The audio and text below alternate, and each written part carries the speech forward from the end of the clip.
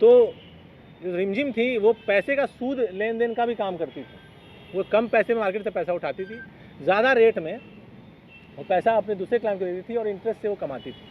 तो ये रोहित ने 4 लाख रुपए उन्हीं से लिया। अब इसको ये अपने आप में आश्चर्यजनक है, लेकिन उन्हीं से 4 लाख रुपया लिया। 15% मुख्ता से इसके ऊपर लिखा था और ये बड़ी ही सेंसेशनल घटना के रूप में हम लोग भी देख रहे थे। एक महिला की डेड बॉडी मिली थी नौबतपुर में 24 तारीख को सुबह 8:30 बजे पुलिस को सूचना मिली थी और डेड बॉडी एक सुनसान इलाके में नौबतपुर थाना क्षेत्र में शेखपुरा बांध का इलाका है और वहाँ बगल में खेत से सटे रोड के किनारे झाड़ियों में एक डेड बॉडी मिली थी। थानाध्यक्ष घटनास्थल पर पहुँचे थे और प्रथम दृष्टया घटनास्थल को देखते हुए ये लग रहा था कि घटना वहीं पर की गई है, क्योंकि खून की काफ़ी तो मृतिका है।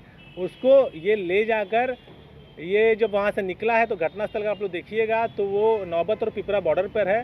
पिपरा होते हुए आरके नगर होते हुए ये फिर 90 फीट होते हुए वापस ये आते हैं, जो कि इनके हम लोग टेक्निकल एनालिसिस से पता किए हैं और उससे पुष्ट हुआ है।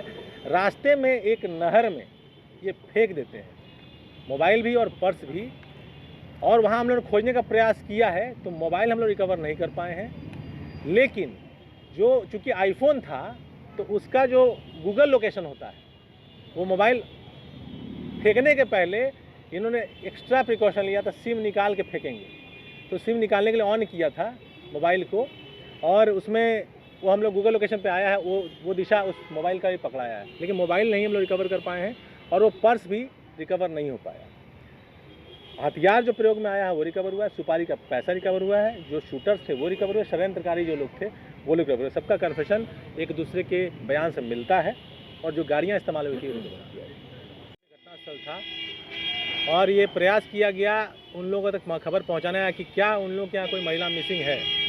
सेम चीज़ हम लोगों ने अपने क्षेत्र में, खास करके मसौड़ी अनुमंडल में, पालीगंज अनुमंडल में, पश्चिमी एरिया में दानापुर में और सेंट्रल एरिया में हम लोगों ने इसकी खबर को फैलाई। हम लोग का व्हाट्सएप ग्रुप है, उस पर हम लोगों ने बात को फैलाया कि इसकी पहचान सुनिश्चित की जाए। उसी दौरान एसके पुरी थाने में एक मिसिंग का एंट्री रिपोर्ट होने के लिए आया था और विद इन आवर्स ये पता चल गया था कि ये महिला जो डेड बॉडी मिली थी वो पटना जिला की ही रहने वाली और एसके पुरी थाना क्षेत्र में जिनका निवास है और बिजनेस भी है वहीं की है। महिला का पहचान रिमझिम नाम की महिला के रूप में हुआ और ये बेसिकली ब्यूटी पार्लर चलाती हैं जिसका नाम ब्यूटी हेल्थ सेंटर है और वो सहदेव महतो मार्ग एसके पुरी में अवस्थित है। घटना का एफआईआर परिजनों द्वारा किया गया, अज्ञात के खिलाफ एफआईआर दर्ज किया गया। हम लोगों ने प्रारंभिक अनुसंधान कन्वेंशनली शुरू किया सीरियल एनालिसिस से देखते हुए। जो इनकी एक महिला मित्र हैं और इनके परिजनों से भी बात करते हुए ब्यूटी पार्लर में जो और भी लोग हैं, ये पता चला था कि इतने बजे ये घर से निकली थी और दुकान से निकली थी ब्यूटी पार्लर से बेसिकली, और उसके बाद नहीं लौटी। तो फिर हम लोगों ने अपना जो टीम है, टेक्निकल टीम और 100 डायल की टीम, उसके मार्फत से हम लोगों ने अनुसंधान शुरू किया। तो ये दिखाई दिया कि ये 2:22 पे अपने ब्यूटी पार्लर से निकली हैं, एक शख्स के साथ निकलती हैं और उसमें दिखाई ये देता है कि एक गाड़ी है, ग्रे कलर की स्विफ्ट गाड़ी, उसमें ये दोनों बैठकर जाते हैं और गाड़ी को हम लोग ट्रेस करते हैं जब, तो गाड़ी हड़ताली मोड़ होते हुए, आईपीएस मेस मोड़ होते हुए, पटेल भवन होते हुए, राजा बाजार फ्लाईओवर, रूपसपुर फ्लाईओवर, नहर रोड होते हुए, कगवाल लक के बाद एम्स गोलंबर के होते हुए नौबतपुर जो घटनास्थल की तरफ जाती है। जो साथ में जो व्यक्ति था उसकी पहचान हम लोग करते हैं, उसका नाम रोहित निकल के आता है। रोहित के ऊपर थोड़ा सा अनुसंधान करते हैं तो पता चल जाता है कि रोहित का मोबाइल 2 बजे से ही उस दिन बंद है और शाम में 7 बजे तक बंद हुआ है, जो कि ऐसी उसने गतिविधि पहले कभी नहीं की। इन लोग को हटा दो, पहले कभी नहीं की। तो हम लोग उस पर शक जाता है। जैसा कि 24 तारीख को डेड बॉडी मिली और 24 तारीख को डेड बॉडी पटना भी आई, लेकिन रोहित 24 तारीख को पटना में डेड बॉडी देखने तक नहीं आता है। हम लोग इसी बॉडी लैंग्वेज को भापते हैं, तो उस पर हम लोग पूरा शक जाता है। उसका लोकेशन मुजफ्फरपुर में मिलता है, लेकिन वो भाग न जाए इसलिए उसके ऊपर हम लोग रेड नहीं करते हैं। इंतज़ार करते हैं कि उसकी गतिविधि क्या है। अगले दिन वो आता है और फिर उसको हम लोग अपने रडार में लेते हैं, उसके पीछे अनुसंधान शुरू करते हैं। तो पूरा घटनाक्रम फिर परत दर परत खुलता चला जाता है और बहुत ही आश्चर्यजनक और बहुत ही अचंभित कर देने वाली बातें निकल के आती हैं और रोहित पूरे अपराध का सूत्रधार निकल के आता है और पूरी कहानी वो बताता है। रोहित बेसिकली एक बीएससी ग्रेजुएट है और पढ़ा लिखा आदमी। एएन कॉलेज से इसने 2005 में बीएससी केमिस्ट्री में ग्रेजुएशन किया है और एक कॉर्ड लाइफ नाम के एक स्टेम सेल आप लोग समझते होंगे, एक जेनेटिक्स से रिलेटेड टर्म है और उसका एक इंस्टीट्यूट है, सेंटर, इसमें काम करता है एज अ मैनेजर। 50,000 रुपये महीने इसकी तनख्वाह है। अच्छे परिवार से बिलोंग करता है। इसका अपना घर है पटेल नगर में। पढ़ा लिखा व्यक्ति है, कोई आपराधिक इतिहास नहीं है। ये अब इसकी साइकोलॉजी कैसी है, इसके साथ अपनी परिस्थितियां कैसी रही हैं, जो बातें निकल के आई वो ऐसी आई कि इसकी एक महिला मित्र है पूनम, जो अगेन इसी के कॉर्ड लाइफ स्टेम सेल वाले सेंटर में काम करती हैं और उनसे इनकी अच्छी दोस्ती है। इसके लाइफ में कुछ ऐसी चीज़ें हुई थी जिसकी वजह से ये स्ट्रेस में, डिप्रेशन में विचलित तरीके से रहने लगता है और ये सब चीज़ें पूनम को पता चलती हैं। तो पूनम के संबंध में या उनके कांटेक्ट में रिमझिम होती हैं, उनके अपने जो फ्रेंड सर्कल होता है और रिमझिम किसी तरीके से पूनम ऐसा बताती हैं कि वो पूजा पाठ, तंत्र मंत्र और कुछ, हालांकि उसको टर्न नहीं देना चाहिए, लेकिन कुछ उस तरह की कार्रवाई करती है जिससे कि ऐसे लोगों को रिलीफ मिलता है। तो उनका कहना है कि आप उससे मिलिए, आपको फ़ायदा होगा। तो ये संपर्क पिछले लॉकडाउन 2020 के पहले के लॉकडाउन, जिनको धुंधली बातें याद हैं, इनको लगता है, इन्हें बताते हैं लगभग 2 साल हो गया हमको उनसे मुलाकात हुए, तब ये संपर्क में आते हैं मिस्टर रोहित। और उस संपर्क के बाद इनके कई तरह के ट्रांजैक्शंस उनसे होते हैं।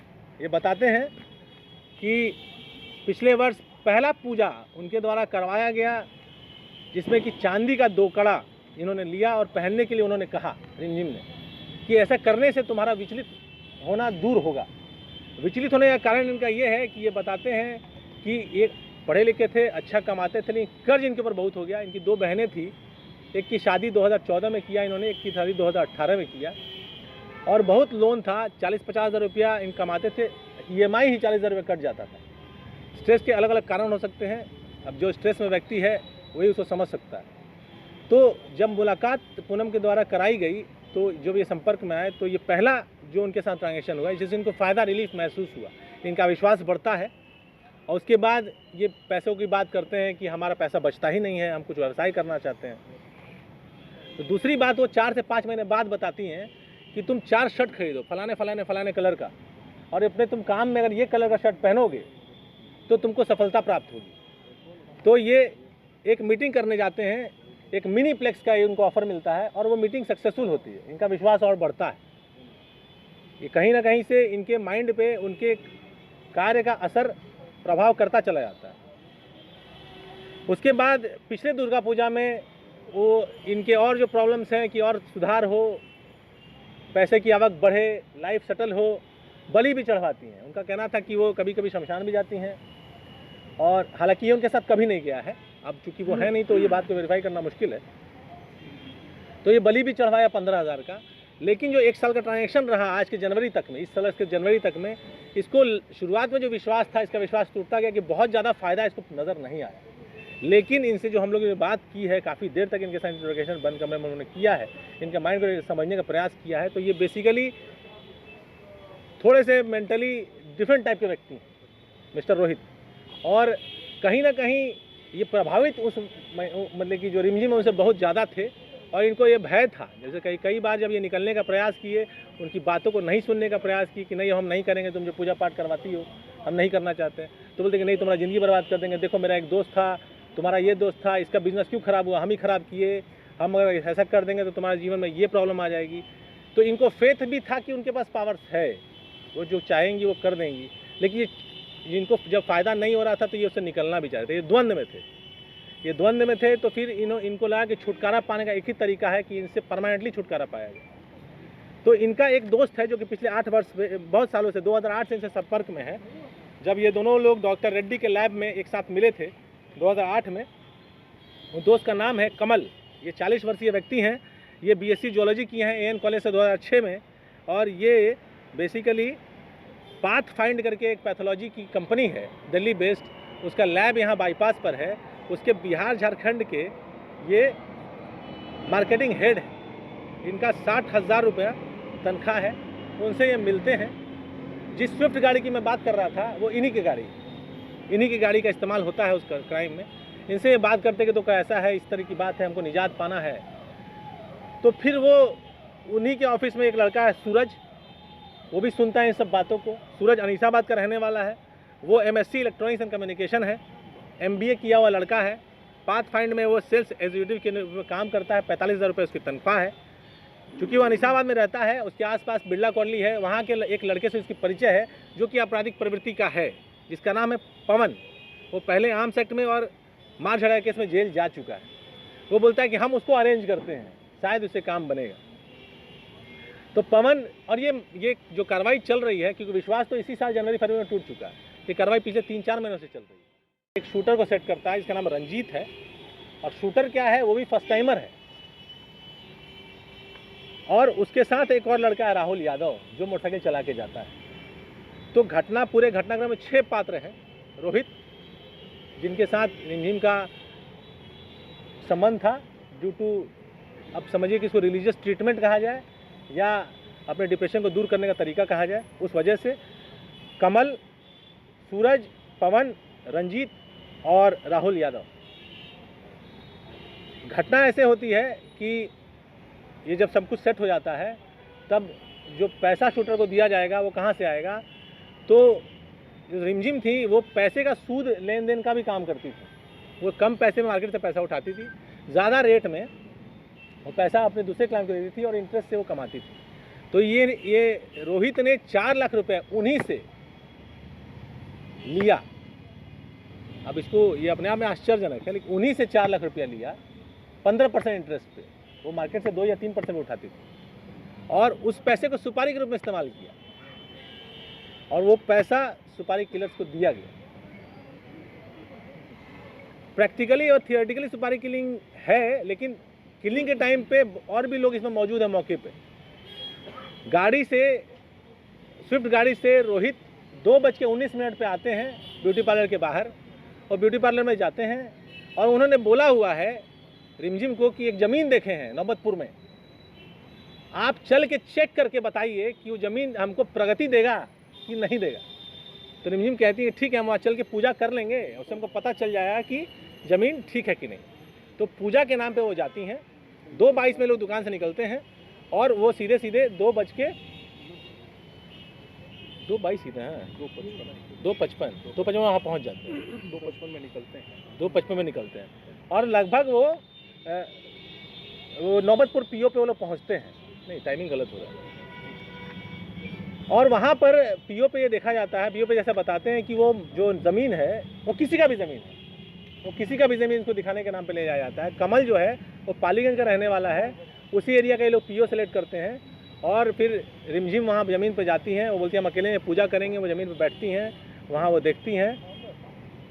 देखने के बाद मिट्टी भी चाटती हैं, बताती हैं कि नहीं ये सही लगता है कि ये ज़मीन है।